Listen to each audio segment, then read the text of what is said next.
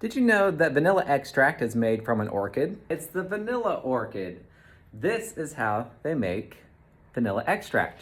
So this is called a vanilla orchid, and there are tons of different kinds of them. But let's get into the care instructions for this incredible plant that can grow right around 300 feet out in nature. First off, if you want to be successful with your vanilla orchid, you have to give it bright light.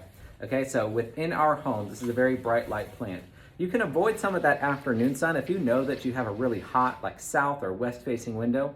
Back it off the glass a little bit. We don't want it to burn, but still make sure that these leaves are seeing a very wide view of the sky. As far as watering goes, year round, we're gonna water when they're about 25% dry, okay? These are plants that require quite a bit of moisture to be successful. During the spring and summer months is when it's actively growing. That's its biggest growth period. You can just make sure you're using an orchid fertilizer. You can find them online or at store. Make sure they are specifically made for orchids. Liquid soluble is fine. Slow release, a granule fertilizer is also fine.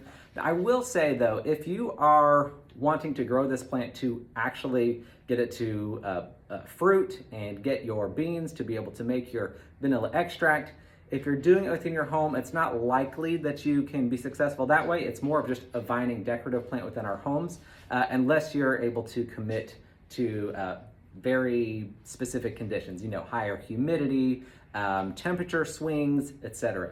During its active growth period, again, during the spring and summer months, that's when we would want to repot.